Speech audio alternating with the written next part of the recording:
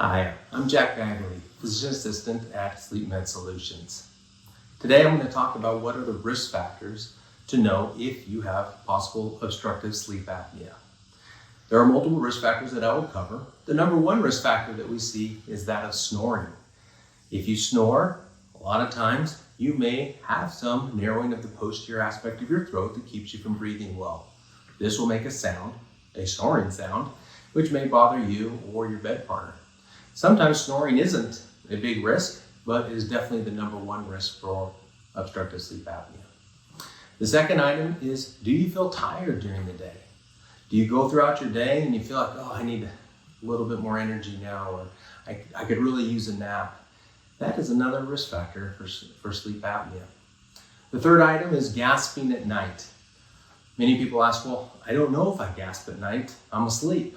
Well, that's a good question for your bed partner that you sleep with. Have they noticed that you wake up, look like you're holding your breath, and all of a sudden, take a big breath and gasp? That's a prominent sign of obstructive sleep apnea. The next item is, do you have high blood pressure?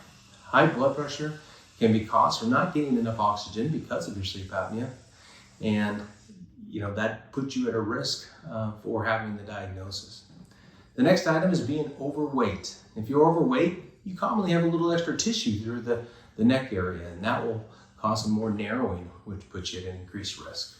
The next one's a pretty simple thing. Are you older than 50? If you're older than 50, you get another check mark for a possible risk. The next item is your neck size 15 inches or greater for a female or 17 inches or greater for a male? If that's the case, again, that's another risk factor for sleep apnea. And the last item is pretty simple. Are you a male or not? I ask you to take a look and think about these items that we just discussed, whether it be snoring, feeling tired, a neck size greater than 15 inches for females or 17 inches for males, your age, your high blood pressure. All these items, if you put a check mark by it, you are at an increased risk for obstructive sleep apnea. I encourage you to visit our website or us on Facebook and go ahead and complete the Stop Bang survey, and that will let you interpret these results and see what your risk is for you.